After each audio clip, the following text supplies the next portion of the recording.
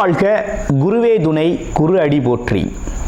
இப்போ பார்த்தீங்கன்னா 2025 தமிழ் வருட பிறப்பில் பார்த்தீங்கன்னா 12வது மாதம் கடைசி மாதமான பங்குனி மாதத்திற்கு என்ன விதமான பலாபலன்கள் ஒவ்வொரு ராசிக்கும் இருக்குது அப்படிங்கிறத நம்ம விரிவாக தெளிவாக பார்க்க இருக்கிறோம். அந்த வகையில் பங்குனி மாதம் அப்படின்னு எடுத்துக்கிட்டோம்னா பங்குனி உத்திரம் அப்படிங்கிறது மிக சிறப்புமிக்க பண்டிகையாக இருக்குது. அது மட்டும் இல்லாமல் இந்த பங்குனி மாதத்தில் 7 சுப முகூர்த்தங்கள் வருது. பங்குனி மாதத்தில் தான் பார்த்தீங்கன்னா கிராமப்புற திருவிழாக்கள் தொடங்கக்கூடிய ஒரு காலகட்டமாக இருக்குது.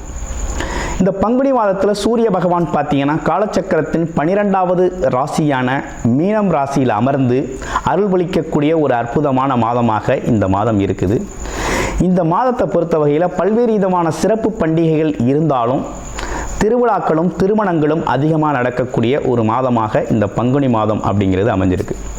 நேயர்கள் அனைவருக்கும் இந்த பங்குனி மாதத்தில் ஒவ்வொரு ராசிக்கும் எப்படி இருக்கும், என்னென்ன விசேஷங்கள் இருக்குது, என்ன செய்யலாம், என்ன செய்யக்கூடாது, என்ன விதமான வழிபாடுகள் செய்யலாம் அப்படிங்கிறதை பற்றியும், என்னென்ன முயற்சிகள் கை கொடுக்கும் அப்படிங்கிற பற்றியும் முழுமையாக தெளிவாக நம்ம பார்க்க இருக்கிறோம். நம்ம வீடியோவை தொடர்ச்சியாக நீங்கள் முழுமையாக பாருங்கள். இப்போ உங்களுடைய ராசிக்கு எப்படி இருக்குது அப்படிங்கிறத இப்போ பார்க்கலாம். கடகராசி காலச்சக்கரத்தின் 4வது ராசியான கடகராசி சந்திரனை ஆதிக்கமாக கொண்டவர்கள், அம்மன் அருளை முழுமையாக பெற்றவர்களாக இருக்கக்கூடிய நீங்கள் உங்களுக்கு எப்படி இருக்குது அப்படிங்கிறத பார்க்குறோம். இந்த கடகராசி அப்படின்னு எடுத்துக்கிட்டோம்னாலே பார்த்தீங்கன்னா மற்றவங்களுக்காகவே வாழக்கூடியவர்கள், எந்த ஒரு சூழ்நிலையிலும் அன்பு அப்படிங்கிற ஒரு விஷயத்தை ஆயுதமாக பயன்படுத்தக்கூடியவர்கள் தான் இந்த கடகராசி அன்பர்கள். இவங்களை பொறுத்த வகையில் கோபம் அப்படிங்கிறது வெளிக்காட்ட தெரியாது. அதே நேரத்தில் எல்லாரையும் ஏற்றுக்கொள்ளக்கூடிய ஒரு குணம் கொண்டவர்கள்.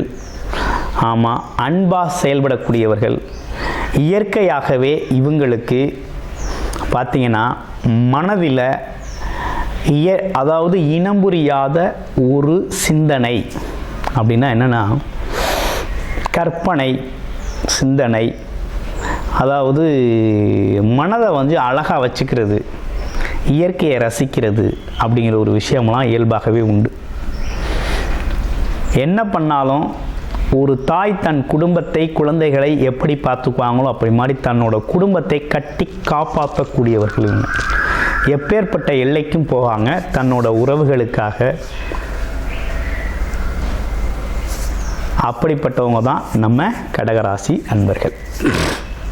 கடகராசியை பொறுத்த வகையில் பார்த்தீங்கன்னா ராசியில் வருமானம் தரக்கூடிய 2 கூடிய சூரியன் குடும்பாதிபதி அப்படின்னு சொல்லக்கூடியவர் எங்கே இருக்கிறார் இப்போ அப்படின்னு பார்த்தோம்னா அவர் 9ஆம் இடத்துல போய் இருக்கிறார். அவர் மட்டும் இல்லைங்க, 3, 12 கூடிய புதனும் சேர்ந்திருக்கிறார். 4, 11 கூடிய சுக்கிரனும் சேர்ந்திருக்கிறார். ராகுவோடு அமர்ந்திருக்கக்கூடிய ஒரு அமைப்பு 9ஆம் இடத்துல பாக்கியத்த அமைப்பில். அப்போ என்னன்னா இதுவரையும் பட்ட கஷ்டத்துக்கு நமக்கு இப்போ இந்த காலகட்டத்தில் ஒரு வருமானம் வரணும், கஷ்டப்பட்டதுக்கு ஒரு தீர்வு கிடைக்கணும், முன்னேற்றம் இருக்கணும். அது மட்டும் இல்லாமல் தான தர்மங்கள் சம்மந்தப்பட்டு நம்ம இதுவரையும் நம்ம செஞ்சு வச்சுருக்க எல்லாத்துக்கும் ஒரு பிரதிபலன் அப்படிங்கிறதெல்லாம் அந்த காலத்தில் எதிர்பார்க்கலாம். அதுலேயும் குறிப்பாக குலதெய்வம் அருள் பரிபூரணமாக உண்டு. ஆமாம், இந்த காலகட்டத்தில் என்னென்னா சில வாய்ப்புகள் உங்களை தேடி வரப்போகுது. இதுவரையும் நீங்கள் வாய்ப்புகளை தேடி அலைஞ்சிங்க. இன்னொன்று பார்த்தீங்கன்னா இந்த அஷ்டமச்சனி பாதிப்பு அப்படிங்கிறது கடகராசியை போட்டு வறுத்து எடுத்துருச்சு. உடல் ரீதியாக, மன ரீதியாக, ஆமாம், உறவுகள் சம்மந்தப்பட்டு பெரிய பிரச்சனைகளை சந்திச்சிங்க. சில பேர் மனநிலையே பாதிக்கப்பட்டுச்சு. சில பேருக்கு உடல் ஆரோக்கியம் ரொம்ப கெட்டு போச்சு. சில பேருக்கு வருமானம் இல்லை. ஒரு சிலருக்கு பார்த்திங்கன்னா சொந்த உறவுகளில் பார்த்திங்கன்னா கணவன் மனைவி மற்றும் உறவுகளில் ஒரே சண்டை சச்சரவு மனஸ்தாபங்கள் ஏற்பட்டுச்சு. அதெல்லாம் கொஞ்சம் படிப்படியாக இப்போ மாறிடுச்சு, குறைஞ்சிருச்சு. அது குறைந்தாலும் வருமானம்லாம் எப்படி இருக்குது அப்படின்னு பார்த்து போனோன்னா இனிமேல் நல்ல வருமானம் வரக்கூடிய அமைப்பு தாங்க. ஒன்றும் பயப்பட வேண்டாம். இனிமேல் உங்களுக்கு வருமானம் அப்படிங்கிறது நல்லபடியாக வரும். அரசு காரியங்கள் நல்லா நடக்கும். அப்பா மூலமாக உங்களுக்கு சேர வேண்டிய சொத்துக்கள், அதாவது முன்னோர்கள் மூலமாக கிடைக்க வேண்டிய பாக்கியங்கள் அனைத்தும் கிடைக்கக்கூடிய ஒரு அமைப்பு. அப்பா வகை முன்னோர்கள் மூலமாக கிடைக்கக்கூடிய அனைத்து விஷயங்களும் உங்களுக்கு சாதகமாக முடியக்கூடிய ஒரு நல்ல அமைப்பு ஏற்பட்டிருக்கு. அதே போல் பார்த்திங்கன்னா இந்த காலகட்டத்தில் உங்களோட முயற்சிகள் அப்படிங்கிறது ரொம்ப சின்னதாக பண்ணாலே போதும், அது நல்லபடியாக வெற்றி அடையும். பெருமுயற்சி எடுக்கணுங்கிற அவசியம் இல்லை அப்படிங்கிற மாதிரி இருக்குது. ஆமாம்.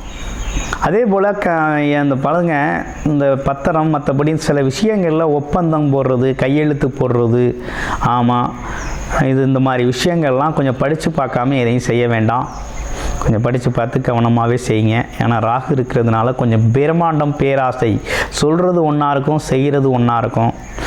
ஆமாம், அதனால் கொஞ்சம் கண்ணால் காதால் பார்த்து தெளிவடைந்து சில விஷயங்களை மற்றவங்களுக்காக செய்கிறது நல்லது.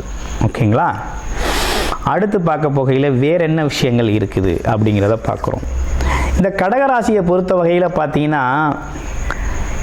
11ஆம் இடத்துல குரு பகவான் அமர்ந்து ஒரு நல்ல விஷயத்தை செய்கிறார். ஒரு பக்கம் சனி பகவான் கெடுத்தாலும் இன்னொரு பக்கம் குரு பகவான் கொடுத்துக்கிட்டு இருந்தார். அருமையாக கொடுத்துக்கிட்டு இருக்கார். அவரால் ஒன்றும் குறையில்லை உங்களுக்கு. சனி வக்ரவ காலம், குரு வக்ரவ காலங்களில் சில மாற்றங்கள் நடந்தாலும் இப்போ கொஞ்சம் நல்லா தாங்க இருக்குது உங்களுக்கு. ஒன்றும் பயம்லாம் ஒன்றும் இல்லை, ரொம்ப சிறப்பாக இருக்குது. ஆமாம், உங்கள் தொழில், வேலை, உத்தியோகம் சம்மந்தப்பட்ட விஷயங்கள், அது மட்டும் இல்லாமல் வியாபாரம் சம்மந்தப்பட்ட விஷயங்கள்லாம் ரொம்ப நல்லா இருக்குது. கடகராசியை பொறுத்த வகையில் இந்த காலகட்டத்தில் நல்லா வருமானம் வரக்கூடிய வகையில் தான் இருக்குது. புகழ், கௌரவம், அந்தஸ்து அடையக்கூடிய வகையில் நல்லா இருக்குது. ஒன்றும் பயப்படுறது மாதிரி இல்லை. அம்மாவோட உடல் ஆரோக்கியத்தில் கொஞ்சம் கவனம் எடுத்துக்கங்க. அப்பாவுக்கு உடல் ஆரோக்கியத்துலேயும் கொஞ்சம் கவனம் எடுத்துக்கங்க. அப்பா அம்மா உறவுகள் சம்மந்தப்பட்ட விஷயத்திலேருந்து வரக்கூடிய பாக்கிய புண்ணியங்கள் அனைத்தும் இந்த காலகட்டத்தில் கிடைக்கும். ஒரு பக்கம் 2 பேருக்கும் மருத்துவமனை செலவு அப்படிங்கிறது அப்பப்போ வந்து போகும். ஓகேங்களா? அது தவிர்க்க முடியாது. ஆமாம். அடுத்து இடம், பூமி, வீடு சம்மந்தப்பட்ட விஷயங்கள், ஆமாம், குழந்தைகள் சம்மந்தப்பட்ட விஷயங்கள், தொழில் சம்மந்தப்பட்ட விஷயங்களுக்காக புது முதலீடு செய்கிறது, இதெல்லாம் நடக்கும். குழந்தைங்களுக்காக கல்வி செலவு அல்லது வெளிநாடு வெளியூர் அனுப்புறது, தொழில் அல்லது குழந்தைங்களுக்கு ஒரு தொழிலை ஸ்டார்ட் பண்ணி கொடுக்கறது, ஆமாம், இந்த மாதிரி விஷயங்கள்லாம் இந்த காலகட்டத்தில் உங்களுக்கு சில முதலீடு முறையில் அல்லது எதிர்காலத்தில் வருமானம் வரக்கூடிய வகையில் முதலீடுகள் செய்யக்கூடிய நல்ல அமைப்பு அப்படிங்கிறது உருவாகிருக்கு. அதுலேயும் சில பேருக்கு இடம் வாங்குறது, வீடு வாங்குறது, அந்த மாதிரி விஷயங்கள், அசையும் மற்றும் அசையா சொத்துக்களை வாங்குறது அப்படிங்கிறதெல்லாம் இந்த காலகட்டத்தில் பாக்கியமாக அமையுது. அவங்களோட பாக்கியமாக கடகராசி அன்பர்களுக்கு அமையுது. தாராளமாக அந்த பாக்கியத்தை பயன்படுத்திக்கலாம். அடுத்து பாருங்கள், இதெல்லாம் தாண்டி உங்களுக்கு இந்த 3ஆம் இடத்தில் இருக்கக்கூடிய கேது அப்படிங்கிறது பார்த்திங்கன்னா முயற்சி தடையாக இருந்துச்சு இல்லையா, வெற்றி தடையாக இருந்தது. கொஞ்சம் தடைகள் நீக்கப்பட்டிருக்கு இப்போ. ஆமாம், அப்போ உங்களோட முயற்சி அப்படிங்கிறது பலிதமாகக்கூடிய வகையில் தான் இருக்குது. கிட்டத்தட்ட உங்களுக்கு ஒரு நல்ல காலம்தான் பிறந்திருக்கு அப்படின்னு சொல்லணும். ஏன்னா 5ஆம் இடத்தை, உங்கள் ராசிக்கு 5ஆம் இடத்தை குரு பகவான் பார்க்குறாரு, 7ஆம் இடத்தையும் பார்க்குறாரு. அப்போ பார்த்தீங்கன்னா கிட்டத்தட்ட நல்ல விஷயங்கள் தான் நிறைய நடக்க இருக்குது உங்களுக்கு. ஒன்றும் பெருசாக கெடுதல்கள் அப்படிங்கிறது ஒன்றும் பெருசாக இல்லை. இருந்தாலும் உங்களோட ராசியில் உங்களோட லக்கணம் என்ன, பிறப்பு ஜாதகத்தில் என்ன தசாபுத்தி அமைப்புகள் நடக்குது அப்படிங்கிறத பொறுத்து சில மாற்றங்கள் இருந்தாலும் உங்களுடைய சுய ஜாதகம் அப்படிங்கிறது ரொம்ப முக்கியம். ஏன்னா கடகராசி அன்பர்களுக்கு நம்ம நிறைய பேருக்கு நிறைய ஜாதகங்கள் பார்த்துருக்கோம். அந்த வகையில் அவங்களுக்கு அஷ்டமச்சனி அப்படிங்கிற ஒரு விஷயந்தான் ரொம்ப பாதிச்சுது. குரு பகவான் நல்லா சப்போர்ட் கொடுத்தாரு. ஆமாம், உங்களுடைய லக்கணம் என்ன, நட்சத்திரம் என்ன விதமான தசாபுத்தி அமைப்புகள் நடக்குது அப்படிங்கிறத பார்த்துட்டு இந்த மாதத்தை, பங்குனி மாதத்தை சிறப்பாக கொண்டாடுங்கள். பங்குனி உக்கிர திருவிழாவை ரொம்ப அற்புதமாக நீங்கள் செலிப்ரேஷன் செஞ்சுக்கலாம். ஆமாம், முருகனோட வழிபாடு அப்படிங்கிறது ரொம்ப முக்கியம் உங்களுக்கு. அடுத்து பாருங்கள், உங்கள் ராசியில் இருக்கக்கூடிய நட்சத்திரம்னு எடுத்துக்கிட்டோம்னா புனர்பூசம் நட்சத்திரம் முதல் நட்சத்திரம். ஆமாம், குருவோட நட்சத்திரம். ஆமாம், மதிப்பு மரியாதை அதிகமாக எதிர்பார்க்கக்கூடிய குணம் இருந்தாலும் ஆமாம், எல்லோரையும் மன்னித்து அரவணைத்து செயல்படக்கூடிய ஒரு ஆற்றல் உடையவர்கள். இந்த காலகட்டத்தில் ஒரு பெரிய பணப்பொருளாதாரத்தை எதிர்பார்த்துருப்பீங்க. ஆசைகள் நிறைவேறக்கூடிய வகையில் உங்கள் விஷயங்கள் நிறைவேறும். ஒரு கௌரவம், புகழ், அந்தஸ்து, மதிப்பு மரியாதையெல்லாம் அதிகரிக்கும். அடுத்து பூச நட்சத்திரம். சொந்தமாகவே தொழில் செய்யணும் அப்படிங்கிறது தான் உங்கள் எண்ணமாகவே இருக்கும். அது மட்டும் இல்லாமல் தொழிலில் தான் சாதிக்கணும் அப்படின்னு இருப்பீங்க. ஏதாவது ஒரு கர்மம் அப்படிங்கிற ஒரு விஷயம் செஞ்சே ஆகணும் அப்படின்னா தொழில் செஞ்சே ஆகணும் அப்படின்னு அர்த்தம். அப்போ தொழில் ரீதியான உங்கள் சிந்தனையும் செயலும் வெற்றி பெறக்கூடிய வகையில் இந்த காலகட்டத்தில் உங்கள் தொழில் ரொம்ப செழிக்கும். தொழிலுக்கான முதலீடுகள், புது முதலீடுகள் செய்வீங்க. குலதெய்வ அருளோட, முன்னோர்கள் ஆசீர்வாதத்தோட உங்கள் தொழில் வெற்றி அடையும் அப்படிங்கிறதுல எந்த மாற்றம் இல்லை. நல்ல லாபம் கிடைக்கும். அடுத்து ஆயில்ய நட்சத்திரம். ஆயில்ய நட்சத்திரத்தை பொறுத்த வகையில் எப்படி இருக்குது அப்படின்னு பார்த்தோம்னா, இந்த காலகட்டத்தில் அப்பாவோட உடல் ஆரோக்கியத்தில் கொஞ்சம் கவனம் எடுத்துக்கங்க.